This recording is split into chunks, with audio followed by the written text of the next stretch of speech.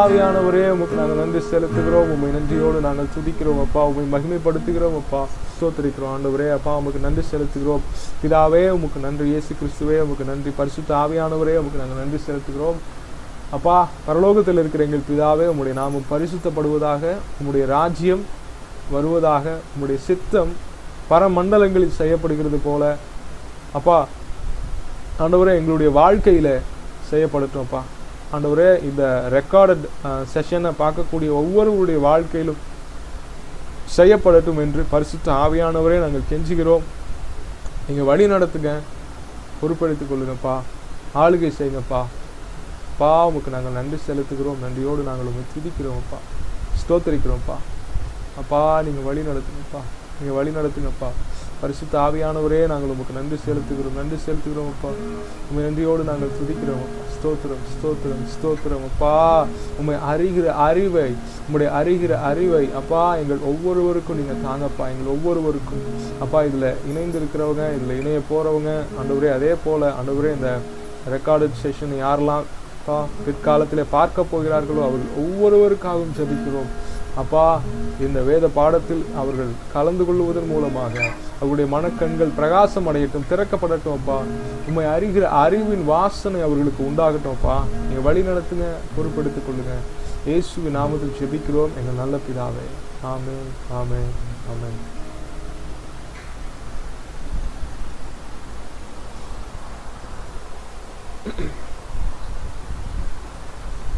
Okay, praise the lord brothers and sisters. ஒவ்வொருவருக்கும் ஆண்டவராகிய இயேசுவின் நாமத்திலே வாழ்த்துக்கள். ஸோ இன்றைக்கி நம்ம வந்திருக்கிற இந்த பைபிள் ஸ்டடி பார்த்திங்கன்னா தேவனை அறிகிற அறிவு. ஸோ தேவனை அறிகிற அறிவு என்றால் என்ன என்பதை நம்ம கற்றுக்கொள்ள போகிறோம். ஸோ இன்றைக்கி பார்த்திங்கன்னா இந்த நாட்களில் நீங்கள் பார்த்திங்கன்னா உலகெங்கிலும் 800 கோடி மக்கள் இருக்கிறாங்க. இதில் 5 கண்டங்கள், அதாவது துல்லியமாக சொன்னால் 6 கண்டங்கள். அண்டார்டிகாவில் யாரும் மனிதர்கள் அவ்வளோவா போகிறதில்ல. இன்னும் ரிசர்ச் பண்ணுறவங்க, டூரிஸ்ட் அவங்க மட்டும் போகிறாங்க. அதை தவிர மற்ற 6 கண்டங்களிலேயும் பார்த்திங்கன்னா பல்வேறு சபைகள் இருக்குது. பல்லாயிரம், பல கோடிக்கணக்கான மக்கள் ரட்சிக்கப்பட்டிருக்கிறாங்க. ரொம்ப சந்தோஷமான விஷயம்.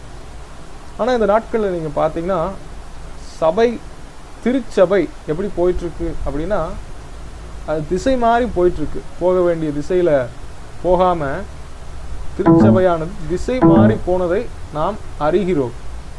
சரிங்களா? ஸோ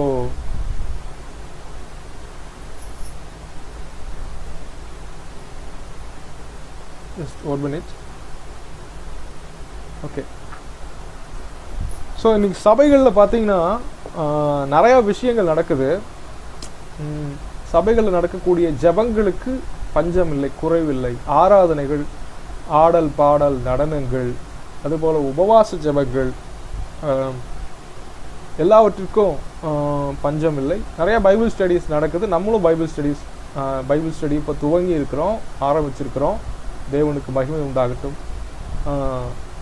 எல்லாத்துக்குமே, எல்லா ஆக்டிவிட்டீஸ்க்குமே பார்த்திங்கன்னா சபையில் வந்து பார்த்திங்கன்னா பஞ்சமே இல்லை.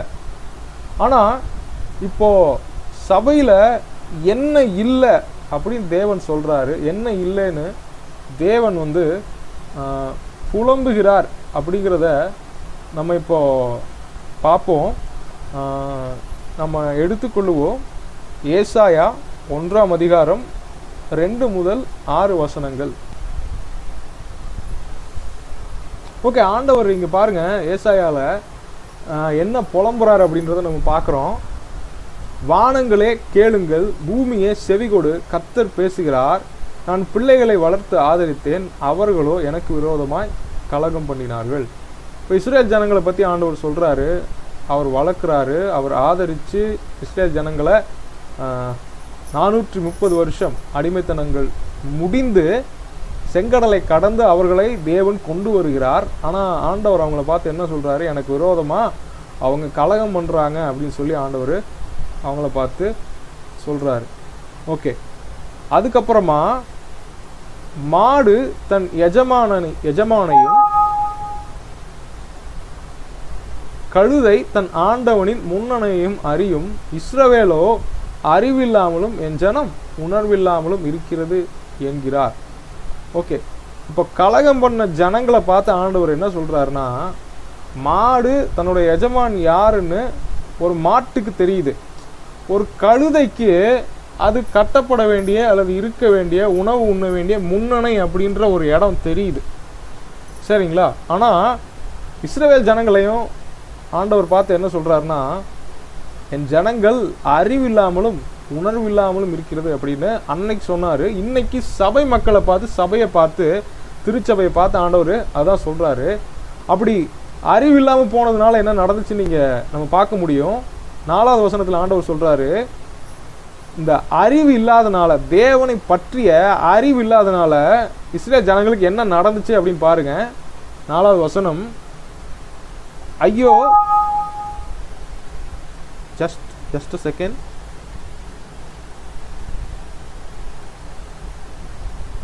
ஐயோ, பாவமுள்ள ஜாதியும் அக்கிரமத்தால் பாரம் சுமந்த ஜனமும் பொல்லாதவர்களின் சந்ததியும் கேடு உண்டாக்குகிற புத்திரருமா இருக்கிறார்கள்.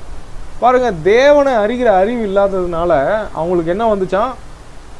பாவம் அவங்களுக்குள்ள வந்துருச்சான். அவங்க தேசத்தையே, ஜாதினா தேசம், அவங்க தேசத்தையே மொத்தமாக பார்த்து ஆண்டவர் என்ன சொல்றாரு, பாவம் உள்ள தேசம், அக்கிரமத்தினால பாரம் சுமந்த ஜனம், பொல்லாதவர்களின் சந்ததி, கேடு உண்டாக்குகிற புத்திரருமா இருக்கிறார்கள். கர்த்தரை விட்டு இஸ்ரவேலின் பரிசுத்தருக்கு கோபம் உண்டாக்கி பின்வாங்கி போனார்கள். ஸோ இந்த 4வது வசனத்தின்படி பார்த்தீங்கன்னா, தேவனை அறியாதனால பாவத்தின் பாரம் அவங்க வாழ்க்கையில் வந்துருச்சு. 5வது வசனத்தில் இன்னொரு பாரம் வருது பாருங்க, படிப்போம். இன்னும் நீங்கள் ஏன் அடிக்கப்பட வேண்டும், அதிகமாக விலகி போகிறீர்களே, தலையெல்லாம் வியாதியும் இருதயமெல்லாம் பலச்சையுமா இருக்கிறது. தேவன் அவங்கள பார்த்து என்ன சொல்றாருன்னா, அவங்களுடைய தேசத்துக்கு ஏற்பட்ட நியாய தீர்ப்பை பற்றி தேவனாகிய கர்த்தர் புலம்பி சொல்றாரு, நீங்க ஏன் இன்னும் அடி வாங்கணும், என்கிட்ட அதிகமாக விலகி போயிட்டே இருக்கிறீங்க, உங்க தலையெல்லாம் வியாதி, இருதயெல்லாம் பலவீனமா ஆயிடுச்சு. அடுத்த வசனம் சொல்றாரு, 6வது வசனம், உள்ளங்கால் தொடங்கி உச்சந்தலை மட்டும் அதில் சுகமில்லை. அப்படின்னா தேசத்துல ஒரு முனையிலிருந்து தான் முதற் பெயர் சபா, அதுதான் இஸ்ரேல் தேசத்தோட எல்லை. அதாவது ஒரு எண்டுல இருந்து இன்னொரு எண்டு வரைக்கும் பார்த்தீங்கன்னா எங்கேயுமே சுகம் அப்படிங்கிறது இல்லை, நிம்மதி அப்படிங்கிறது இஸ்ரேல் தேசத்துல இல்லை. அதே மாதிரி தான் இன்னைக்கு கிறிஸ்தவத்தில் பார்த்தீங்கன்னா, அது அமெரிக்காவாகட்டும், அது ஐரோப்பாவாகட்டும், இந்தியாவாகட்டும், ஆசியா கண்டமாகட்டும், இல்லை வேற நியூசிலாந்து, ஆஸ்திரேலியா, எந்த கண்டங்களாகட்டும், நீங்கள் பாருங்க, உச்சந்தலையிலிருந்து உள்ளங்கால் வரைக்கும், உள்ளங்காலிருந்து உச்சந்தலை வரைக்கும் சபைகள் சுகமில்லாமல் இருக்கிறது, பலவிதமான பாரங்களை சுமந்து கொண்டு இருக்கிறது. இங்க பாருங்க, அடுத்து, அது காயமும் வீக்கமும் நொதிக்கிற ரணமும் உள்ளது, அது சீழ் பிதுக்கப்படாமலும் கட்டப்படாமலும் எண்ணெயினால் ஆற்றப்படாமலும் இருக்கிறது. Excuse me. அப்போ ஆண்டவர் என்ன சொல்றாரு அப்படின்னா, பாவத்துல பாரம் சுமந்துட்டு இருக்கிறீங்க, அது மட்டும் இல்ல, உங்கள் வருத்தத்தின் பாரம்.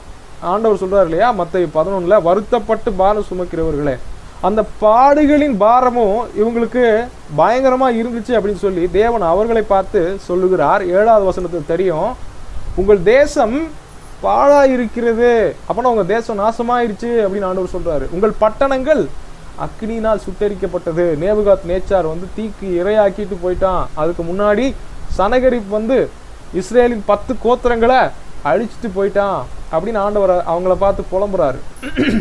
அடுத்தது, உங்கள் நாட்டை அந்நியர் உங்கள் கண்களுக்கு முன்பாக பட்சிக்கிறார்கள், அது அந்நியரால் கவிழ்க்கப்பட்ட பால் தேசம் போல் இருக்கிறது அப்படின்னு சொல்றாரு.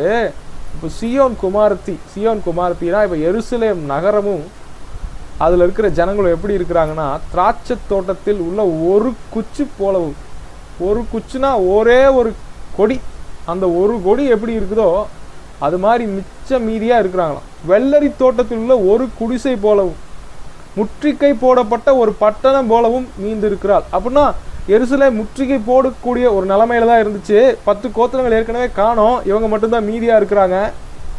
இவங்களும் சரியில்லாமல் இருக்கிறாங்க. முற்றுகை போடுறதுக்கு பாபிலோன் ராஜா சீக்கிரமா வரப்போறான் அப்படின்னு ஆண்டவர் சொல்றாரு. அப்போது இன்னைக்கு சபை இருக்கிற நிலைமையை பார்த்தா சீக்கிரமாக கிறிஸ்துவின் வருகை இருக்க போகுது, அதுக்கப்புறம் உபத்திரவத்தின் காலம் இருக்க போகுது. பிசாசு தன்னுடைய முழு பலத்தோடு இந்த பூமியில் எல்லா தீமையான காரியங்களையும் செய்ய போகிறான், நடப்பிக்க போகிறான். சபை இப்படி தான் இருக்குது அப்படின்னு சொல்கிறாரு. இப்படி சொல்லிட்டு எப்படி நம்ம மாறி இருப்போம் அப்படின்னு சொல்லி இந்த ஜனங்களை பார்த்து ஏசாயா தீர்க்கதரிசி சொல்கிறாரு 9வது வசனத்தில், சேனைகளின் கர்த்தர் நமக்கு கொஞ்சம் மீதியை வைக்காது இருந்தாரானால் நாம் சோதோமை போலாகி கொமோராவுக்கு ஒத்திருப்போம். அப்போது சோதம் கொமோரா மாதிரி ஆயிட்டு நம்ம ஒருத்தனை அடித்து சாப்பிட்டு எல்லா கேவலமான பாவங்களையும் செஞ்சுட்டு தேவனுடைய கோபம் வந்து அக்கினி இறங்கி நம்மளை அழிச்சு போடுறது தான் நம்ம லாயக்கு அப்படின்னு சொல்லி ஏசாயா யோசிக்கிறாரு. ஆனால் கொஞ்சம் நஞ்சம்தான் மிச்ச மீதி இருக்குது. ஆண்டவர் நம்மளை பார்த்து இன்றைக்கி சொல்கிறது அப்படி தான், கொஞ்சம் நஞ்சம்தான் மிச்ச மீதி இருக்குது.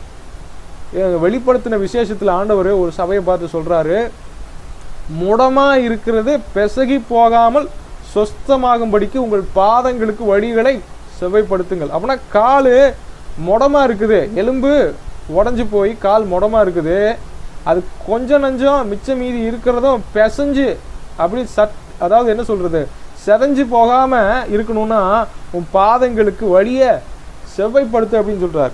ஓகே, எப்படி செவ்வைப்படுத்துறது, எப்படி சரிப்படுத்த முடியும்? இவ்வளோ பிரச்சனைகள் இருக்குது, பாவத்தின் பாரம், வருத்தத்தின் பாரம் இதெல்லாம் இருக்குது, எப்படி சரி பண்ண முடியும்?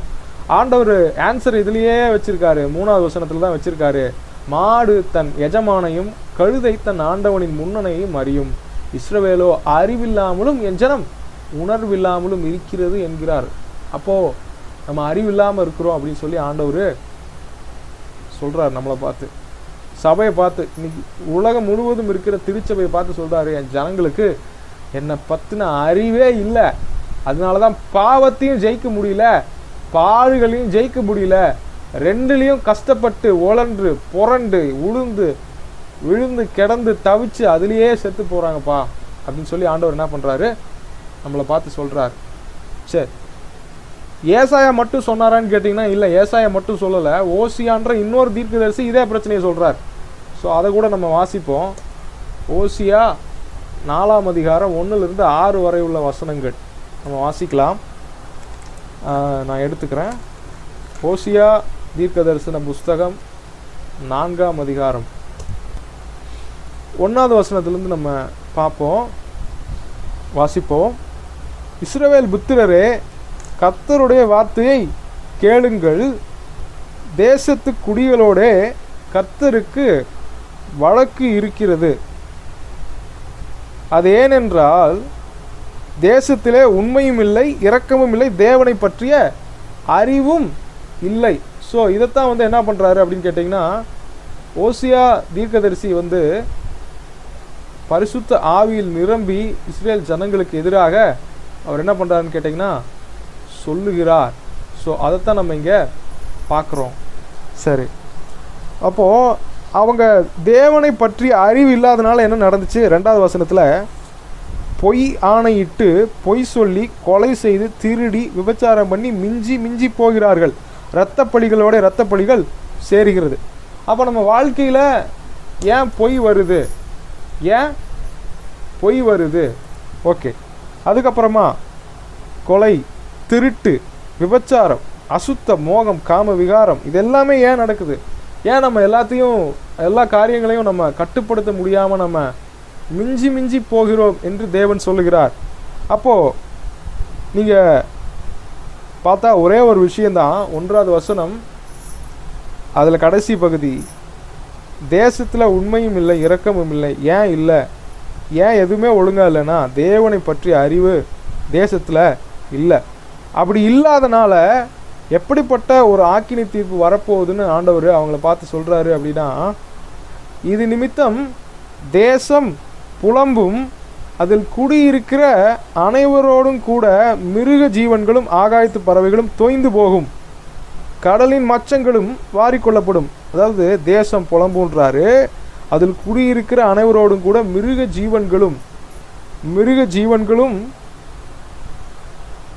ஆகாயத்து பறவைகளும் தோய்ந்து போகும். ஸோ விலங்குகளுக்கு கூட பிரச்சனை வரும், கடலில் இருக்கிற மீன்களுக்கு கூட பிரச்சனை வரும். மனுஷங்க செய்கிற தப்புனால எல்லாத்துக்கும் பிரச்சனை வரும் அப்படின்னு சொல்லி தேவன் என்ன பண்ணுறாரு அப்படின்னா, அவர்களை வன்மையாக தேவன் அவர்களை கண்டிக்கிறார். 4வது வசனம் நம்ம வாசிக்க முடியும். ஆகிலும் ஒருவனும் நியாயத்தை காண்பிக்கவும் ஒருவனும் அவர்களை கடிந்து கொள்ளவும் கூடாது. யாருமே அவங்கள என்ன பண்ண முடியாது, கடிந்து கொள்ள முடியாதுன்னு தேவன் சொல்றாரு. கடிந்து கொண்டா அவங்களுக்கு பிடிக்காது. நீங்கள் இங்கே பாருங்க 4வது வசனம், ஆகிலும் ஒருவனும் நியாயத்தை காண்பிக்கவும் ஒருவனும் அவர்களை கடிந்து கொள்ளவும் கூடாது. உன் ஜனங்கள் ஆசாரியனோட வழக்காடுகிறவர்களைப் போல இருக்கிறார்கள். அப்போனா என்னன்னா, யாராவது அவங்களுடைய தப்பை சொன்னால் வழக்காடுறாங்க, ஜனங்க சண்டை போட ஆரம்பிக்கிறாங்க. அப்போது அந்த ஜனங்களை பார்த்து, இஸ்ரேல் ஜனங்களை பார்த்து ஆண்டவர் சொல்கிறார். முன்னாடி சொன்னது யூதா கோத்திரம், பென்யமீன் கோத்திரம், 2 கோத்திரத்தை பார்த்து சொன்னார். இப்போ 10 கோத்திரத்தை பார்த்து சொல்கிறார். 5வது வசனம், ஆகையால் நீ பகலிலே இடறி விழுவாய், இரவிலே உன்னோட கூட தீர்க்கதரிசியும் இடறி விழுவான். உன் தாயை நான் சங்காரம் பண்ணுவேன். இங்கே தாய்னா அவங்க அம்மா அப்படின்னு சொல்லல. இஸ்ரேல் தேசத்துக்கு தாயாக இருந்தது சமாரியா, யூதா பென்யமீனுக்கு தாயாக இருந்தது எருசலேம். சமாரியா சிறைப்பட்டு போகும், சமாரியா அழிந்து போகும் அப்படிங்கிறத ஜனங்கள் தேவன் என்ன பண்ணுறாரு சொல்கிறாரு. எதனால சங்காரம்னு சொல்கிறாரு? 6வது வசனத்தை கவனிங்க. என் ஜனங்கள் அறிவில்லாமையினால் சங்காரமாகிறார்கள். இஸ்ரேல் ஜனங்களை பார்த்து ஆண்டவர் சொல்கிறாரு, நீ அறிவை வெறுத்தாய். முழு லேவி கோத்திரத்தையும் பார்த்து சொல்கிறாரு, ஆகையால் நீ என் ஆசாரியனா இராதபடிக்கு நானும் உன்னை வெறுத்து விடுவேன். இஸ்ரேல் ஜனங்களை பார்த்து சொல்லக்கூடிய பதில் இது. நீ உன் தேவனுடைய வேதத்தை மறந்தாய், ஆகையால் நானும் உன் பிள்ளைகளை மறந்து விடுவேன். இஸ்ரேல் ஜனங்களுடைய எதிர்கால சந்ததிகளை நான் மறந்துடுவேன் ஆண்டவர் சொல்றாருங்க.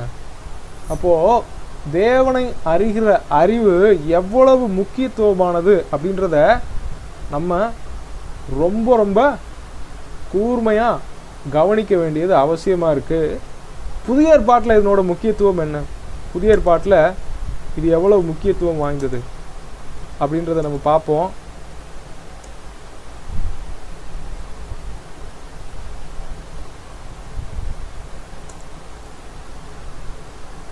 புதிய ஏற்பாட்டில் இது எவ்வளவு முக்கியமானதுன்னு 2 பேதுரு 1ஆம் அதிகாரம் 3வது வசனத்தை நம்ம எடுத்து வாசிப்போம். தம்முடைய மகிமையினாலும் காருண்யத்தினாலும் நம்மை அழைத்தவரை அறிகிற அறிவினாலே ஜீவனுக்கும் தேவ பக்திக்கும் வேண்டிய யாவற்றையும் அவருடைய திவ்ய வல்லமையானது நமக்கு தந்தருளினதும் அன்றி. அதாவது நீங்கள் இந்த வசனத்தை நான் திருப்பி வாசிக்கிறேன், கொஞ்சம் நீங்கள் பொறுமையாக இருந்தீங்கன்னா உங்களுக்கு தெளிவாக இந்த வசனம் புரியும். தம்முடைய மகிமையினாலும் காருண்யத்தினாலும் நம்மை அழைத்தவரை அறிகிற அறிவினாலே ஜீவனுக்கும் தேவபக்திக்கு வேண்டிய யாவற்றையும் அவருடைய திவ்ய வல்லமையானது நமக்கு தந்தருளினதும் அன்றி. ஸோ நீங்கள் இங்கே பார்க்கலாம். ஸோ இதுதான் வசனம்.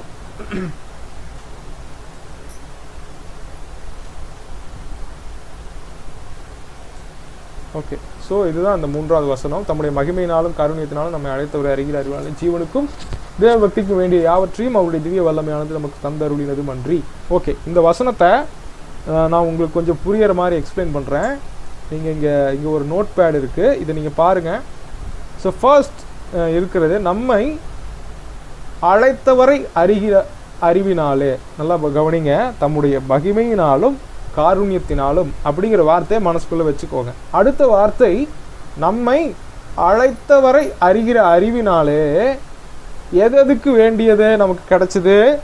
ஜீவனுக்கும் தேவபக்திக்கும். அதாவது லெஃப்ட் ஏரோக்கு கீழே ஜீவன் அப்படின்னு போட்டிருக்கிறேன், ரைட் ஏரோக்கு கீழே தேவபக்தின்னு போட்டிருக்கிறேன். அப்போ ஜீவனுக்கும் தேவபக்திக்கும் வேண்டிய யாவற்றையும் அவருடைய திவ்ய வல்லமையானது நமக்கு தந்தருளினதும் அன்றி. அந்த வார்த்தையில தந்தருளினது அதை மட்டும் ஞாபகம் வச்சுக்கோங்க, அன்றி எல்லாம் விட்டுருங்க. சரிங்களா? இப்போ இது கவனிங்க. நம்மை அழைத்தவரை அறிகிற அறிவினாலே ஜீவனுக்கும் தேவபக்திக்கும் வேண்டிய யாவற்றையும் அவருடைய திவ்ய வல்லமையானது நமக்கு தந்து அருளினது. ஓகே, ஜீவனுக்கும் தேவபக்திக்கும் வேண்டிய யாவற்றையும் அப்படின்னா என்னன்னா, ஜீவன் அப்படிங்கிறது இம்மைக்குரிய வாழ்க்கை, தேவபக்திங்கிறது மறுமைக்குரிய வாழ்க்கை. ஓகே, ஸோ இம்மைக்குரிய வாழ்க்கைக்கும் மறுமைக்குரிய வாழ்க்கைக்கும் தேவையான யாவற்றையும் கொடுத்தது எது? திவ்ய வல்லமை. திவ்ய வல்லமைனா என்ன? பரிசுத்த ஆவியானவர். திவ்ய வல்லமைனா பரிசுத்த ஆவியானவர். நம்ம தொடர்ந்து வரக்கூடிய வேத பாடங்கள் நம்ம இதை பற்றி விரிவாக பார்ப்போம். இன்னைக்கு சுருக்கமாக நான் சொல்கிறேன். திவ்ய வல்லமை அப்படின்றது பரிசுத்த ஆவியானவர். சரிங்களா? ஸோ ஜீவனுக்கும் தேவ பக்திக்கும் வேண்டிய யாவற்றையும் பரிசுத்த ஆவியானவர் நமக்கு கொடுத்துருக்கிறாரு. எப்படி கொடுத்துருக்கிறாரு அப்படின்னு கேட்டிங்கன்னா, மேலே இருக்கிற ஃபர்ஸ்ட் பாக்ஸை நீங்கள் பார்க்கணும். நம்மை அழைத்தவரை அறிகிற அறிவு. அப்போது தேவனை அறிகிற அறிவு இருந்தால் தான் ஆவியானவர் நமக்கு இம்மைக்குரிய வாழ்க்கைக்கும் மறுமைக்குரிய வாழ்க்கைக்கும் வேண்டிய எல்லாவற்றையும் கொடுக்க முடியும். இல்லைன்னா ஆவியானவருடைய பேரை சொல்லிக்கிட்டு பிசாசு தேவையில்லாத காரியங்களை கொண்டு வந்து நுழைச்சிருவான், பொய்யான காரியங்களை நுழைச்சிருவான். இன்னைக்கு வேதத்தை புறந்தள்ளி உருவானது தான் பலவிதமான தவறான உபதேசங்கள்.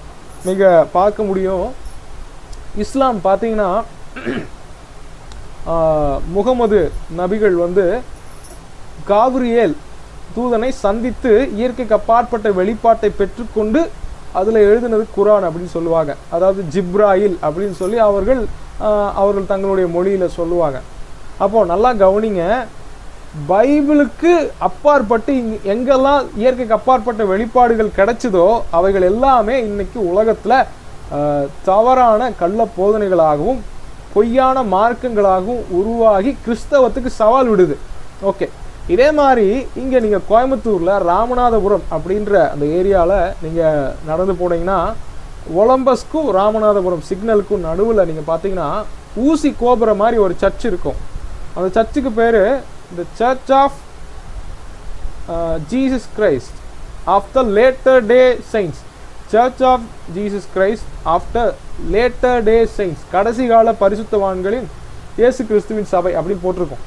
ஸோ அது என்னன்னா அவ்வளோ பெரிய பேர் போட்டிருக்காங்க. ஆனால் அந்த இயக்கத்துக்கு பேர் என்னன்னு கேட்டிங்கன்னா மர்மோன் அல்லது மாமன் அப்படின்னு சொல்லி இங்கிலீஷில் சொல்லுவாங்க. MORMON. இவங்க பார்த்தீங்கன்னா பைபிளை தவிர பைபிள் இல்லாமல் ஒரு இயற்கைக்கு அப்பாற்பட்ட வெளிப்பாடுகளை பெற்றுக்கொண்டவர் தான் யாருன்னு பார்த்தீங்கன்னா ஜோசப் ஸ்மித். அந்த ஜோசப் ஸ்மித் என்பவரால் உண்டான ஒரு பொய்யான மார்க்கம், தவறான மார்க்கம், ஒரு கள்ள போதனை கூட்டம் தான் பார்த்தீங்கன்னா மார்மன் என்று அழைக்கப்படுகிற அந்த குழுவினர். இன்றைக்கும் பார்த்தீங்கன்னா கோயம்புத்தூரில் அந்த மார்மன் சபையில் வெள்ளைக்காரங்களாம் தங்கியிருப்பாங்க. அவர்கள் எப்படி யெகோவா சாட்சியினர் ட்ராக்ஸ் கொடுத்துட்டு வீடு வீடாக போகிறாங்களோ அந்த மாதிரி இவர்களும் தங்களுடைய மார்க்கத்தை பரப்புறதுக்கு சுவிசேஷ பணி செய்கிறாங்க. ஸோ நீங்கள் நல்லா கவனிக்கணும். வேதத்தை யாரெல்லாம் புறந்தள்ளுகிறார்களோ, புறந்தள்ளி வேறொரு புக்கை படிக்கணும், வேறொரு வெளிப்பாட்டை பெற்றுக்கொள்ளணும்னு நினைக்கிறாங்களோ அவங்க எல்லாருமே கள்ள உபதேசங்களாக மாறுகிறார்கள். ஸோ நீங்கள் நல்லா கவனிக்கணும். அழைத்தவரை அறிகிற அறிவு இல்லாமல் ஆவியானவர் எப்பயுமே கிரியை செய்வதே இல்லை. ஆவியானவர் எப்பயுமே கிரியை செய்வதே இல்லை. ஸோ இந்த அழைத்தவரை அறிகிற அறிவு எவ்வளவு முக்கியம் அப்படின்ட்டு புதிய ஏற்பாட்டில் இருக்கிறத நம்ம பார்த்தோம். நீங்கள் நல்லா கவனிங்க. இம்மைக்குரிய வாழ்க்கையிலையும் இஸ்ரேல் ஜனங்களுக்கு பிரச்சனை இருந்தது. அதாவது ஜீவன் அப்படிங்கிறதுலையும் பிரச்சனை, தேவ பக்தியும் அவங்களுக்கு இல்லை. பொய் சொன்னாங்க, பொய்யானையிட்டாங்க, விபச்சாரம் பண்ணாங்க, திருடுனாங்க. ஏசாயா 1 சொல்கிறாரு, அவங்க அக்கிரமத்தால் பாரம் சுமந்த ஜனம், கள்ளச்சந்ததியார், கேடு உண்டாக்குகிற புத்திரர் அப்படின்னு சொல்லி ஏசாயா அவங்கள பார்த்து கண்ணீர் வடிக்கிறாரு. ஆண்டவர் ஏசாயா மூலமாக அவங்கள பார்த்து புலம்புறாரு. அப்போ தேவ பக்தியும் அவங்களுக்கு இல்லை, ஜீவனும் இம்மைக்குரிய வாழ்க்கையும் அவங்களுக்கு சரியா இல்லை. ஏன் இல்லை அப்படின்னு கேட்டிங்கன்னா, ஏன் இல்லைன்னு கேட்டிங்கன்னா, அழைத்தவரை அறிகிற அறிவு அப்படின்றது அந்த ஜனங்களுக்கு கொஞ்சம் கூட இல்லை. ஸோ இன்னைக்கு தேவன் பரிசுத்த ஆவியானவர் புதிய ஏற்பாட்டில் இந்த வாழ்க்கைக்கும் சரி மறுமைக்குரிய வாழ்க்கைக்கும் சரி வேண்டிய எல்லாத்தையும் எப்படி கொடுக்குறாருன்னு கேட்டிங்கன்னா, நம்ம அழைத்தவரை அறிகிற அறிவினால தான் கொடுக்குறாரு. நீங்கள் நல்லா பார்த்துக்கோங்க. உலகத்தில் இன்னைக்கு நிறைய உபதேசங்கள் இருக்குது. நாம் புது உபதேசங்கள் எதுவுமே சொல்லிக் கொடுக்க போகிறதில்ல. அதுதான் நம்முடைய பைபிள் ஸ்டடியோ ஹைலைட். நீங்கள் எந்த சபையினராக இருக்கலாம், எந்த பாஸ்டராக இருக்கலாம், நீங்கள் இதை பார்க்குறவங்க எந்த ஊழியக்காரராக வேண்டுமானாலும் இருக்கலாம். நம்முடைய பைபிள் ஸ்டடியில் என்ன சொல்லிக் கொடுக்க போகிறோம் அப்படின்னா, ஒரு ப்ராக்டிக்கலாக ஒரு கிறிஸ்டியன் தன்னுடைய வாழ்க்கையில் நடைமுறையில் என்ன செஞ்சால் அவன் தேவன் நோக்கத்தை தன்னுடைய வாழ்க்கையில் நிறைவேற்ற முடியும், பிதாவின் சித்தத்தை செய்து முடிக்க முடியும், தேவனுக்கு எஜமானாகிய தேவனுக்கு பிரயோஜனமுள்ள பாத்திரமாக ஒருத்தன் எப்படி மாற முடியும் அப்படின்றத சொல்லிக் கொடுக்க போகிறோம். ஸோ புதிய உபதேசங்கள் எதுவுமே கிடையாது. ஸோ நூதனமான காரியங்கள் எதுவுமே கிடையாது. இன்றைக்கி உலகத்தில் பார்த்தீங்கன்னா செழிப்பு அப்படிங்கிற ஒரு உபதேசம் இருக்குது. அதை பற்றி நிறைய பேசுகிறாங்க. செழிப்புன்றது வேதத்தில் இருக்குது, ஆனால் அதையே ஹைலைட் பண்ணி அவங்க அதிகப்படுத்தி கொண்டு போகிறாங்க. இன்றைக்கி பார்த்தீங்கன்னா அழியாமை அப்படிங்கிற ஒரு உபதேசம் இருக்குது. அதை பற்றி பேசின நபர் கேன்சர் வந்து மரித்து போனார். சரிங்களா? இந்த மாதிரி நூதனமான உபதேசங்கள் நிறைய பேசுகிறாங்க. ஆனால் பேசுகிறவர்கள் அந்த உபதேசங்களின் அனுபவங்களை அடையாமலே போகிறாங்க. அதே மாதிரி இன்னைக்கு சிலுவை பற்றி உபதேசம்னு சில கூட்டம் பேசிக்கொண்டு திரிகிறார்கள். பல நூதனமான காரியங்களை அவங்க சொல்லி கொடுக்குறாங்க. அதில் நாங்களும் சில காலம் அடிமைப்பட்டவர்கள் போல கிடந்தோம். அதில் எப்படின்னா ஆண்டவர் சொல்கிறாரு, சிலுவையை சுமந்துக்கிட்டு என் பின்னாடி வான்னு சொல்கிறார். அதாவது ஒருவன் என்னை பின்பற்றி வர விரும்பினால் தன்னைத்தான் வெறுத்து தன் சிலுவை எடுத்துக்கொண்டு என்னை பின்பற்ற கடவன். ஆனால் அந்த கூட்டத்தில் இருக்கிறவங்க எங்களுக்கு என்ன சொல்லி கொடுத்தாங்கன்னா, சிலுவையை தாரும் ஆண்டவரேன்னு ஜெபிக்கணுமா. அதாவது உலகத்தில் பிரச்சனை மாறணும்னு ஜெபிச்சாலே அது வந்து ஒரு என்னவா அப்படின்னா, நம்ம வந்து பாடுகளுக்கு தப்பிக்கிறதுக்கு நினைக்கிறோம் அப்படின்ட்டு சொல்லிட்டு, அது பெருமை, நம்முடைய மானத்தை காக்க நினைப்பது, நம்முடைய நட்பெயரை காக்க நினைப்பது, உலகத்தில் சுகமாக விரும்புவது, உலகத்தில் பண தேவைகள் சந்திக்கப்படணும்னு நினைக்கிறது, பொருளாசை, அது இது எதுக்கு எடுத்தாலும் மாம்சம் அப்படின்னு சொல்லி சிலுவையை பற்றி உபதேசம்னு சொல்லி மிதமிஞ்சிய ஒரு பரிசுத்தத்தை அவர்கள் போதித்தார்கள். அவங்க என்ன பண்ணாங்க அப்படின்னு கேட்டிங்கன்னா, தொடக்கூடாது, ருசி பார்க்கக்கூடாது, தீண்டக்கூடாது, அதாவது திருமணம் செய்யாத அழைப்பு அப்படின்னு சொல்லி அநேக வாலிபர்களுக்கு தீர்க்க தரிசனம் சொல்ல ஆரம்பித்தாங்க. ஸோ இதெல்லாம் நீங்கள் பார்த்தீங்கன்னா நல்லா தெரியும். வேதத்தில் ஒரு காரியத்தை மட்டும் பிடிச்சிக்கிட்டு பல காரியங்களை தள்ளி விட்டுருவாங்க. அழைத்தவரை அறிகிற அறிவு அப்படிங்கிறது அவங்களுக்கு என்ன பண்ணவே இல்லை, கொஞ்சம் கூட இல்லவே இல்லை.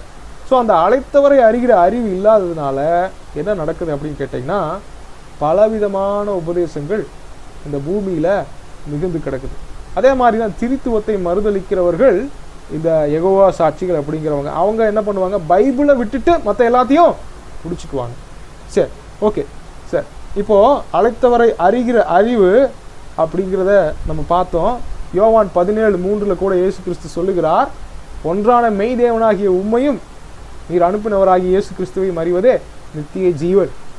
இந்த உலகத்தில் இப்படி ஆண்டு கொண்டுட்டு இருக்கிற மரணமாகிய பாவத்தையும், சரீர மரணமாகிய சாபத்தையும், நித்திய மரணமாகிய ஆக்கினை தீர்ப்பையும் ஜெயிக்கிற நித்திய ஜீவன் எப்படி கிடைக்கும் அப்படின்னு கேட்டிங்கன்னா, பிதாவை அறிஞ்சுக்கிட்டா கிடைக்கும், கிறிஸ்துவை அறிஞ்சுக்கிட்டா கிடைக்கும். தேவனை அறிகிற அறிவில் தாங்க எல்லாமே கிடைக்குது. Okay, right. தேவனை எப்படி அறிஞ்சிக்கலாம்? எப்படி நம்ம தேவனை அறிஞ்சிக்கலாம்? எப்படி ஒரு நபரை அறிய முடியும்? தேவனை அறிகிற அறிவுனா, நான் பல வருஷமாக நான் யோசிச்சுட்டு இருந்தேன். என்னென்னா, இயேசு கிறிஸ்துவை நேரடியாக பார்க்க வேண்டும், இல்லாட்டி பரலோகத்தை நரகத்தை பார்க்கணும், கடவுளுடைய சத்தத்தை ஆபிரகாம் கேட்ட மாதிரி கேட்கணும், அப்படியெல்லாம் நான் யோசிச்சுட்டு இருந்தேன். அதெல்லாம் கிடையாது. தேவனை அறிகிற அறிவுனா என்னன்னு தெரிஞ்சதுன்னா நீங்கள் சொல்லலாம். சமாதான பிரபு, பிரதர் சமாதான பிரபு, பாஸ்டர் சமாதான பிரபுவா எனக்கு தெரியல, இருந்தீங்கன்னா நீங்கள் அன்மியூட் பண்ணி கூட சொல்லலாம். தேவனை அறிகிற அறிவுனா என்னன்னு அதை நம்ம சீக்கிரமாக பார்த்து முடிக்க போகிறோம். ஸோ இது வந்து ஒரு அறிமுக வகுப்பு. தொடர்ந்து நம்ம இன்னும் சில காரியங்களை அப்படியே நம்ம தொடர்ந்து ஒவ்வொரு வாரமும் இந்த வேத பாடம் இருக்குது, நம்ம தொடர்ந்து கற்றுக்கொள்ள போகிறோம். யாராவது சொல்கிறீங்களா? ஓகே, இல்லைன்னா நம்ம நானே சொல்லிடுறேன். ஒருத்தர் எப்படிங்க அறிய முடியும்? தேவனை அறிகிற அறிவுனா என்ன? அப்படின்னா ஒரு மனிதனை அல்லது ஒரு நபரை அறிகிற அறிவுனா என்னென்னா, ஒருத்தரோட பழகி அவங்க யார், எப்படிப்பட்டவங்க அப்படின்றத புரிஞ்சுக்கணும். சரி, ஒருத்தரோட பழகி அவங்க யார், எப்படிப்பட்டவங்கன்றதை புரிஞ்சுக்கிறதுக்கு ரெண்டு முக்கியமான காரணிகள் தான் இருக்குது. ரெண்டு முக்கியமான காரணிகள். ஒன்று கேட்டிங்கன்னா சொற்கள், இன்னொன்று செயல்கள். ஒன்று என்னது? சொற்கள், இன்னொன்று செயல்கள். Okay, right. இந்த சொற்கள் அல்லது செயல்களை நம்ம எங்கிருந்து கற்றுக்கிறது, எங்கிருந்து தெரிஞ்சுக்கிறது? ஏற்கனவே நான் விடையை நான் வந்து சொல்லிட்டேன். இப்போ நான் திருப்பி கேள்வியாக கேட்குறேன், எப்படி நமக்கு இந்த அறிவு வரும்? தேவனை அறிகிற அறிவு எப்படி வரும்? தேவனை அறிகிற அறிவுனா என்ன? இயற்கைக்கு அப்பாற்பட்ட அனுபவங்கள் நமக்கு நடக்கணுமா? அது நடக்கணும், இது நடக்கணும், தரிசனம் பெறணும், நம்ம ஆவிக்குள்ளாகி எடுத்துக்கொள்ளப்படணும். அதுதான் தேவனை அறிகிற அறிவு. பல மணி நேரங்கள் நம்ம அந்நிய பாஷைகள் பேசணும், அதை பண்ணணும், இதை பண்ணணும், நம்ம உபவாசம் பண்ணணும், பல மணி நேரம் மணிக்கணக்காக ஜபிக்கணும், இப்படியா அப்படின்னு கேட்டிங்கன்னா இதெல்லாம் எதுவுமே இல்லை, எதுவுமே இல்லை. அப்போ நான் ஜபிக்க வேணான்னு சொல்கிறேன்னா, தம்பி ஜபிக்க வேணாம் நிறைய பேர் சொல்லிட்டு இருக்கிறாங்க, என்னப்பா நீயும் அப்படி சொல்கிறியா அப்படின்னு நினைக்கிறீங்களா? கிடையாது, ஜபிக்க வேணாம் நான் சொல்லவே இல்லை. ஜபம் என்பது உயிர் மூச்சு, அது இல்லாமல் கிறிஸ்தவம் வாழவே முடியாது. ஜபத்தை பற்றி சொல்லலை. தேவனுடைய சொற்களும் செயல்களும் நமக்கு எப்படி தெரியும்? ஜெபிச்சா தெரியுமா? தெரியாது. Okay, right. பைபிளில் இருந்து நம்ம பார்க்கும்போது பிதாவை வெளிப்படுத்தினது யாருன்னு கேட்டிங்கன்னா கிறிஸ்து. ஓகே. ஆவியானவரை மனுக்குலத்துக்கு அருளினவர் யாருன்னு கேட்டிங்கன்னா கிறிஸ்து. பரிசுத்த ஆவியினால் உங்களுக்கு ஞானஸ்நானம் கொடுப்பாருன்னு யோவான் சொல்கிறார். ஓகே. இந்த இயேசு கிறிஸ்துவுக்கு ஒரு பேருங்க, என்னன்னா வார்த்தை, வார்த்தையானவர். ஓகே. இந்த வார்த்தையானவர் தான் பிதாவுக்கும் ஆவியானவருக்கும் ஒரு பாலமாக இருக்கிறாருங்க. அவருடைய ஒரு பகுதி தாங்க நம்ம கையில் எழுதி கொடுக்கப்பட்டிருக்கிற வேதம், எழுதப்பட்ட தேவனுடைய வார்த்தை. இயேசு மனுஷனா வாழ்ந்த போது அவரே தேவனுடைய வார்த்தையாக இருந்தாலும் தொடர்ந்து 24 hours பிதாவுடைய சத்தத்தை அவர் கேட்டுக்கிட்டே இருந்தாலும் அவரே ஒவ்வொரு சமயமும் எழுதி இருக்கவில்லையா அப்படின்னு பிசாசு கேட்டப்போ அவரே வார்த்தைக்கு தான் போனாருங்க. ஒவ்வொரு பரிசேயரையும் வேதபாரகரையும் சதிசேயரையும் எதிர்த்திருக்கும் போது ஆண்டவர் வேதத்தின் வார்த்தைகளுக்கு தான் திரும்பி திரும்பி போனாருங்க. அப்போது தேவன் யார், எப்படிப்பட்டவர் அப்படிங்கிறது எங்கே இருக்குது அப்படின்னு கேட்டிங்கன்னா, சகோதர சகோதரிகளே, அவர் எழுதி கொடுத்துட்டு போன அவருடைய லெட்டர், அவருடைய அன்பு கடிதம், இந்த பூமிக்கு அவர் கொடுத்த லவ் லெட்டர். இந்த உலகத்தில் கொடுக்குறவன் காமம், மோகம், துர் இச்சை இதில் கொடுக்குறான். அன்பின் கடிதம், ஒரே ஒரு உண்மையான லவ் லெட்டர் என்னன்னு கேட்டிங்கன்னா பைபிள். இதை 1600 வருஷம் எழுதுனாங்க. 40 பேர் ஆண்டவர் நமக்காக புரட்டி போட்டாருங்க. 40 பேரை புரட்டி போட்டு பலர் ரத்தம் சிந்தி மரித்திருக்கிறாங்க. ஏசாயா அறிவாளால் வெட்டப்பட்டு ரத்தம் சிந்தி மரித்தார். அவர் 2 துண்டாக வெட்டப்பட்டு மரித்தார். இந்த மாதிரி பலர் ரத்த சாட்சியாக மரித்து வேதத்தை நம்ம கையில் கொடுத்துருக்காருங்க. இதில் நம்ம வாழ்க்கைக்கு தேவையான 99.9% ஆன்சர்ஸ் எல்லாமே இருக்குதுங்க. மீதி 0.1% தான் தேவை. அதை நம்ம வருங்காலங்களில் பார்க்க போகிறோம்.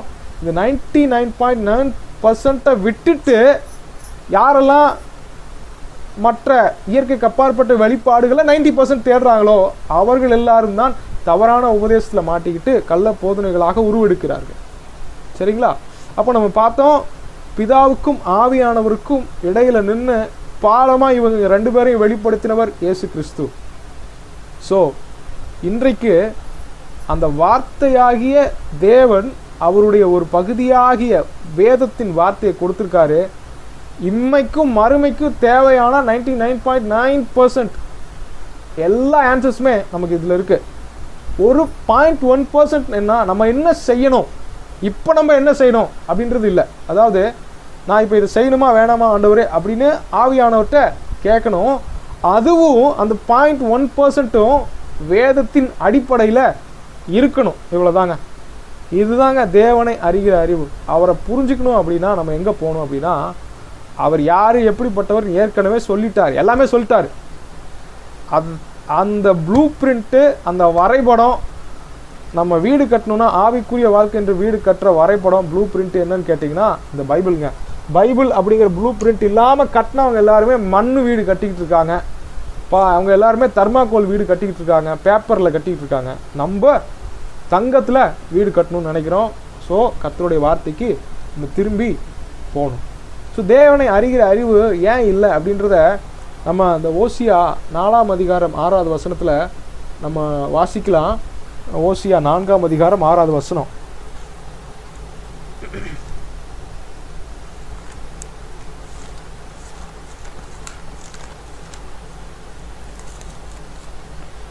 நான் வாசிக்கிறேன், கவனிங்க. என் ஜனங்கள் அறிவில்லாமையினால் சங்காரமாகிறார்கள். நீ அறிவை வெறுத்தாய், ஆகையால் நீ என் ஆசாரியனாக இராதபடிக்கு நானும் உன்னை வெறுத்து விடுவேன்.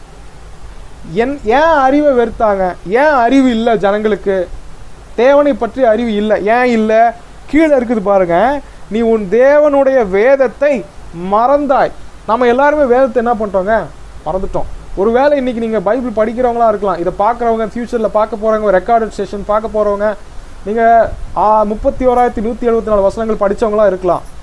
நான் 8 தடவை பைபிள் படிச்சிருக்கேன், 10 தடவை படிச்சிருக்கேன், நான் 80 முறை படிச்சிருக்கேன். ஆனால் தேவனை என்னால் அறிஞ்சிக்க முடியலையே, என் வாழ்க்கை மாறலையே, இன்னும் பரிசுத்தமாக வாழ முடியலையே, அதை முடியலையே இதை முடியலையேன்னா ஒன்றே ஒன்று தெரிஞ்சுக்கணும். நீங்கள் ஒரு வேளை பைபிளை நீங்கள் எதுக்காக படிச்சீங்க அப்படின்னு தெரியல. கடமைக்காக படிச்சிருக்கலாம், இல்லை அறிவை பெருக்கிறதுக்காக படிச்சிருக்கலாம்.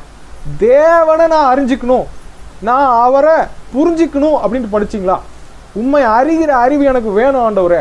ஒருவேளை பிரசங்கம் பண்ணணுன்றதுக்காக ஊழியக்காரங்களாகி நாங்கள்லாம் முன்னாடி படிச்சிருக்கிறோம், மணிக்கணக்காக நோட்ஸ் எடுக்கிறதுக்காக படிச்சிருக்கோம். ஆனால் தேவனை நான் அறிஞ்சிக்கணும், என் வாழ்க்கை மாறணும், எனக்கு ஆன்சர் இல்லை, என்னால் பரிசுத்தமாக வாழ முடியல, ஏன் சோதனை வருது, இந்த சோதனை திரும்பி திரும்பி வந்துட்டே இருக்குது, ஏன் வருது, என் வாழ்க்கையில் வியாதி இருக்குது, நான் மெடிசன் எடுக்கிறேன், ஓகே எடுத்துகிட்டு போகிறேன், ஆனால் நான் ஜெபிக்கிறேன், ஏன் சரியாகலை, ஆண்டவரை நான் என்ன பண்ணணும்? சபை மக்கள் எல்லாரும் கடன் பிரச்சனையில் இருக்கிறாங்க, லோன் போடுறாங்க, குழு காசு எடுக்கிறாங்க, இந்த மாதிரியெல்லாம் பண்ணுறாங்க, கடன் மேலே கடன் வாங்குறாங்க, திண்டாட்டமாக இருக்கிறாங்க, பண பிரச்சனை சபையில் மாறவே மாட்டேங்குது. ஏன் மாறலை? சபைகளில் அப்படியே திசை மாறி போய் கள்ள உபதேசங்களில் போய் விழுந்துட்டு இருக்கிறாங்க. அவங்கள மீட்கணும். நான் என்ன பண்ணணும் ஆண்டவரே, நான் என்ன பண்ணணும் அப்படிங்கிற ஒரு கேள்வியோட ஒரு எண்ணத்தோட பவுல் ரட்சிக்கப்பட்டப்போ ஒன்னே ஒன்று சொன்னார் பாருங்க, அது ரொம்ப எல்லாருக்குமே பிடிச்ச ஒரு காரியமாக இருக்கும். ஆண்டவரே நான் என்ன செய்ய சித்தமாக இருக்கிறேன், நான் என்ன பண்ணணும் அதை சொல்லுங்க ஆண்டவரே. இந்த கிரேக்கர்கள் பார்த்தீங்கன்னா தத்துவம் பேசிக்கிட்டே இருப்பாங்க, ஆனால் யூதர்கள் நினைப்பாங்க நான் என்ன செய்யணும் ஆண்டவரே, அது அவங்களுடைய வாழ்க்கையை நான் என்ன செய்யணும்.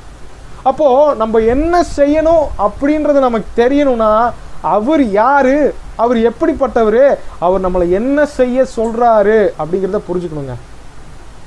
இதுதான் தேவனை அறிகிற அறிவு. அதுக்கு நம்ம எங்கே போகணும்? நம்ம எங்கேயும் போக வேணாம்.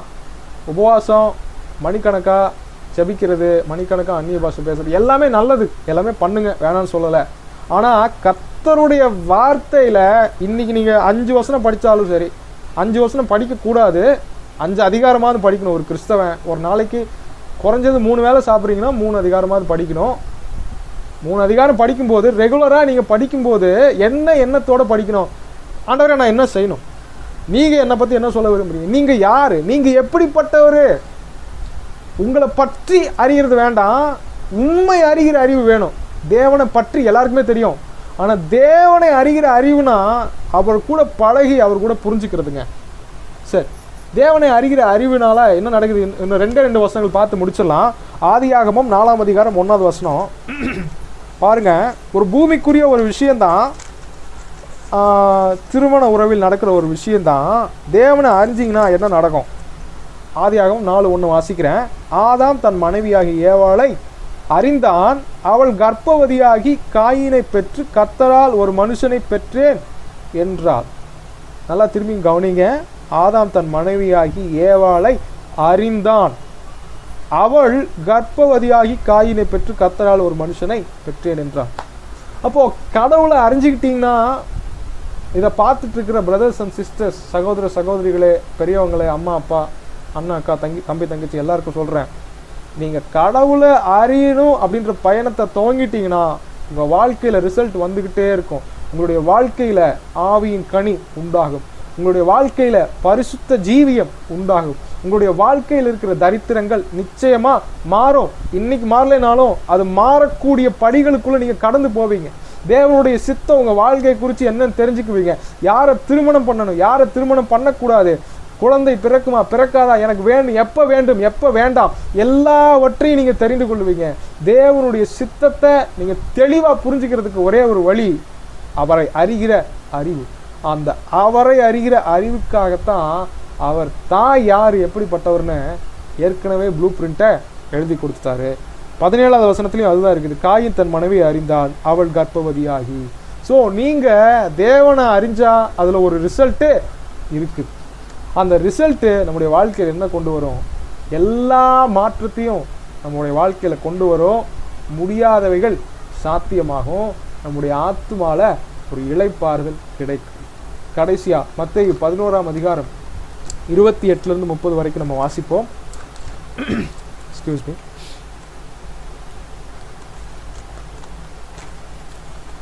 மத்தேயு எழுதின சுவிசேஷம் 11ஆம் அதிகாரம் 28, 29, 30. வருத்தப்பட்டு பாரம் சுமக்கிறவர்களே, நீங்கள் எல்லாரும் என்னிடத்தில் வாருங்கள், நான் உங்களுக்கு இளைப்பாறுதல் தருவேன். ஓகே, இந்த ஜனங்க, இஸ்ரேல் ஜனங்க பலவிதமான பாரம், பாவத்தின் பாரம், வருத்தத்தின் பாரம் எல்லாத்தையும் அன்னைக்கு ஏசாயா ஓசியா காலத்துலேருந்து இன்னைக்கு வரைக்கும் சுமந்துட்டு இருந்தாங்க. அப்போது அவங்கள பார்த்து இயேசு சொல்கிறாரு, வருத்தப்பட்டு பாரம் சுமக்கிறீங்களே, நீங்கள் எல்லாரும் என்கிட்ட வாங்க, வந்துட்டு என்ன பண்ணுங்க. 29வது வசனம், நான் சாந்தமும் மனத்தாழ்மையுமாய் இருக்கிறேன், என் நுகத்தை உங்கள் மேல் ஏற்றுக்கொண்டு என்னிடத்தில் கற்றுக்கொள்ளுங்கள், அப்பொழுது உங்கள் ஆத்துமாக்களுக்கு இளைப்பாறுதல் கிடைக்கும், என் நுகம் மெதுவாயும் என் சுமை லகுவாயும் இருக்கிறது என்றார். அப்போ ஆண்டவர் என்ன சொல்றாரு, தம்மை அறிகிற அறிவாகிய உபதேசம் என்கிற நுகத்தை ஏற்றுக்கிட்டு என்கிட்ட கற்றுக்கொள்ளுங்க, அப்பதான் உங்க ஆத்மா பாவத்தின் பாரம், பாடுகளின் பாரம், பாடுகளினால் உண்டாகிய வருத்தத்தின் பாரம் எல்லாத்திலிருந்தும் விடுதலையாகும், உங்கள் ஆத்மாக்களுக்கு இளைப்பாறுதல் கிடைக்கும். ஆத்மா எதனால இளைப்பாறுதல் இல்லாம இருக்கு? 2 விஷயம்தான். ஒண்ணு பாவச்சுமை, இன்னொன்னு வருத்தப்பட்டு சுமக்கின்ற பாரச்சுமை. இந்த 2 தான் மனுஷனை பாடாப்படுத்திக்கிட்டு இருக்கு. ஆதாம் பாவம் செய்தது முதல் இன்று வரைக்கும், கிறிஸ்து வருகிற வரைக்கும் இதுதான் இருக்க போகுது.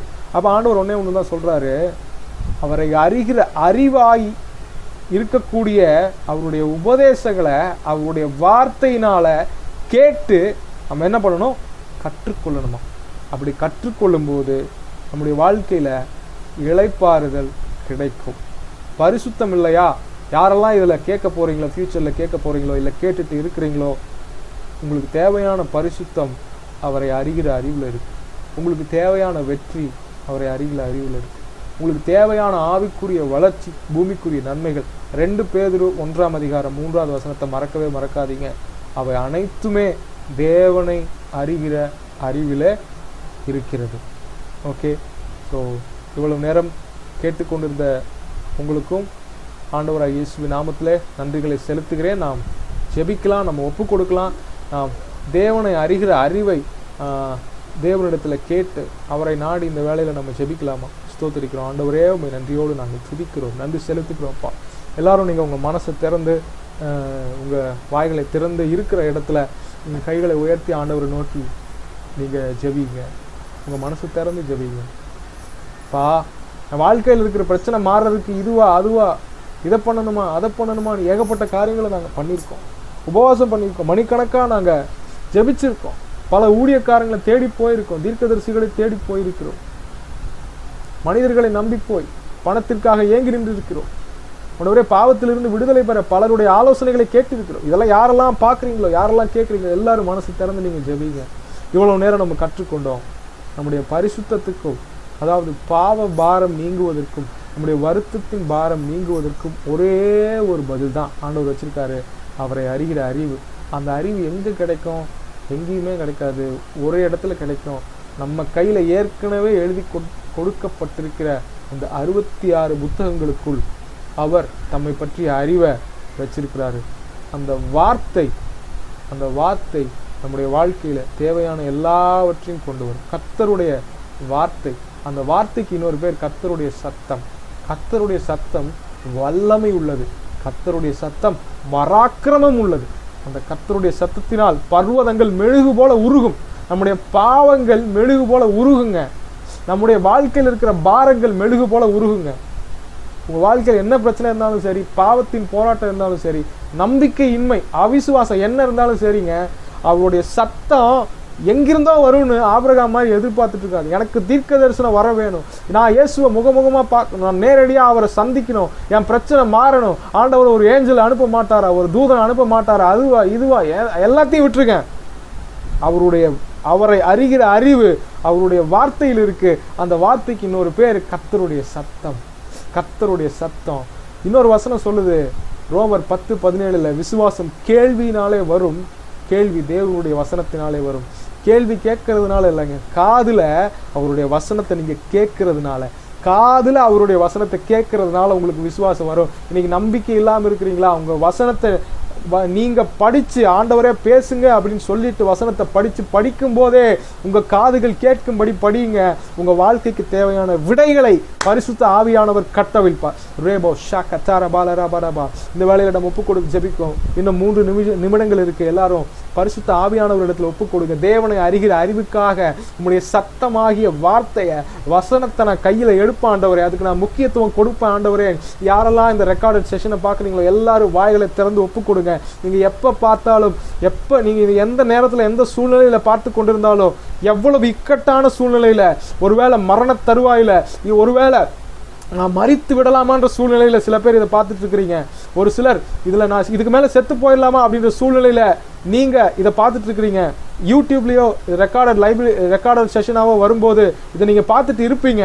அப்படின்னா நீங்க ஒப்பு கொடுங்க. தேவனை அறிகிற அறிவுல உங்களுக்கு ஜீவன் உண்டு, நித்திய ஜீவன் உண்டு.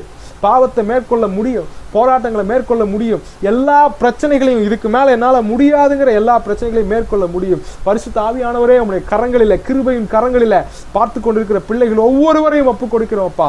ஓ தேவனை அறிகிற அறிவினால் ஜீவனுக்கும் தேவ பக்திக்கு வேண்டிய யாவற்றையும் பரிசுத்த ஆவியானவராகிய திவ்ய வல்லமை, தேவனுடைய பலத்த சத்துவமே ஆவியானவரே நீர் தந்தருளும்படியாக நாங்கள் ஜெபிக்கிறோம்ப்பா. மனமிறங்குங்க. ஒவ்வொருவர் மீது உங்களுடைய இரக்கத்தை கட்டளையிடுங்க. உம்மை அறியாததினாலே வந்த சங்காரங்கள், உம்மை அறியாததினாலே வந்த வேதனைகள், ஓ ஆண்டவரே பாவ அடிமைத்தனங்கள், உம்மை அறியாததினால் வந்த போராட்டங்கள் எல்லாம் ஒளியட்டும் ஆண்டவரே. உம்மை அறிகிற அறிவின் மேன்மை இவர்களுக்கு உண்டாகட்டும் அப்பா. இதை பார்த்து கொண்டிருக்கிற ஒவ்வொருவருடைய வாழ்க்கையில் இருக்கிற பிசாசின் போராட்டங்கள் தேவன் யாருன்னு தெரிகிறதுனால உண்டாகிற விசுவாசத்தினாலே ஓ பிசாசின் போராட்டங்கள் எல்லாம் நீங்குவதாக. ரேபோ ஷாக்கா தாமா லாரா தேரா மாரானாமா ரேபா மாமா ஷேக்கே தேரபை அந்தரமா இயேசுவின் நாமத்திலே ஆண்டவரே தேவனை அறிகிற அறிவினாலே ஆண்டவரே இதை பார்த்து கொண்டிருக்கிற ஜனங்களோடு போராடுகிற எல்லா போராட்டங்களையும் அவர்கள் ஜெயிக்கட்டும். இயேசுவின் நாமத்திலே அவர்கள் விலகி போவதாக. இயேசுவின் நாமத்திலே ஒரு ஜெயம் உண்டாகட்டும். நாம் நம்மில் அன்பு கூறுகிறவர்களாலே முற்றிலும் ஜெயம் கொள்ளுகிறவர்களாய் இருக்கிறோமே. நாம் நம்மில் அன்பு கூறுகிறவராலே முற்றிலும் ஜெயம் கொள்ளுகிறவர்களாய் இருக்கிறோமே. என் சூழ்நிலை மாறாதா, மாறுமா, எனக்கு வியாதி இப்படியே தான் இருக்குமா, இருக்காதா என்ற எல்லா சூழ்நிலைகளும் ஓ ஆண்டவரை கடந்து தேவன் இந்த பூமியில என்னை உயிரோடு வைத்திருப்பதற்கு ஒரு நோக்கம் உண்டு. ஓ நான் அவரை அறிந்து கொள்வதே அந்த நோக்கம் அப்படின்னு ஆண்டவரை புரிகிற அந்த அறிவை கிருபையை தாங்கப்பா. அப்பா உடைய கரத்துல ஒவ்வொருவரையும் ஒப்புக் கொடுக்கிறோம். பிதாவாகிய தேவனுக்கு மகிமை, இயேசு கிறிஸ்துவுக்கு மகிமை, ஆவியானவருக்கு மகிமை. அப்பா உம்மை அறிகிற அறிவின் வாசனையை இந்த நாளில ஆண்டவரை பார்த்து கொண்டிருக்கிற ஒவ்வொரு ஜனங்களுக்கும் நீர் கட்டவிழ்ப்பதற்காக ஸ்தோத்திரம். உங்க வார்த்தைக்கு ஒவ்வொருவரையும் திருப்புங்கப்பா. உங்களுடைய வார்த்தையை நோக்கி ஒவ்வொருவரையும் திருப்புங்க ஆவியானவரே. வார்த்தை இல்லாமல் ஆவியானவரே நீர் செயல்பட மாட்டீர் என்பதை அவர்களுக்கு புரிய வைங்கப்பா. ரேபோ ஷேக்க தேர மேலே படபா ஓரி பலர படபா உங்களுடைய கருத்தில் ஒப்பு கொடுக்கிறேன். தொடர்ந்து இந்த வேத பாடத்திற்கு உங்களுக்கு சித்தமான ஒவ்வொருவரையும் ஒவ்வொரு வாரமும் நீர் அழைத்து கொண்டு வாங்க அப்பா. இந்த அற்பமான ஆரம்பத்தை நாங்கள் அசட்டை பண்ணவில்லை. மகிமையாய், பூரணமாய், சம்பூரணமாய் மாற்றுவீர். திரளான ஜனங்களை நீர் கொண்டு வந்து சேர்ப்பீரப்பா. உம்முடைய தொழுவத்தில் இல்லாத ஆடுகளை நீர் கொண்டு வந்து சேர்ப்பீர். தொழுவத்தில் உள்ளவைகளும் ஊழியக்காரர்களும் வந்தாலும் அவர்களும் ஆண்டவரை கற்றுக்கொள்ளத்தக்கதாய் பரிசுத்த ஆவியானவர் நீங்க பேசுங்க. நாங்கள் பிரயோஜனமற்ற ஊழியக்காரர்கள், அப்பிரயோஜனமான ஊழியக்காரங்க ஆண்டவரே. என் அறிவுல ஒன்றும் இல்லைப்பா, எங்களுடைய அறிவுல ஒன்றும் இல்லைப்பா. நீங்க கற்றுக் கொடுத்ததை நாங்கள் சொல்லி கொடுக்குறோம்ப்பா. இது சபைகளை, லட்சங்களை, கோடிகளை ஆசீர்வதிக்கட்டும். அவருடைய வாழ்க்கையை தேவனிடமாய் திருப்பட்டும். அவருடைய வார்த்தைக்கு நேராய் ஜனங்களை திருப்பட்டும். உடைய கரங்களில் ஒப்பு கொடுக்கிறோம். ஒவ்வொருவரையும் வாழ்த்தி ஆசீர்வதிக்கிறோம். இயேசுவின் நாமத்தில் ஜெபிக்கிறோம் எங்கள் நல்ல பிதாவே. ஆமென், ஆமென், ஆமென்.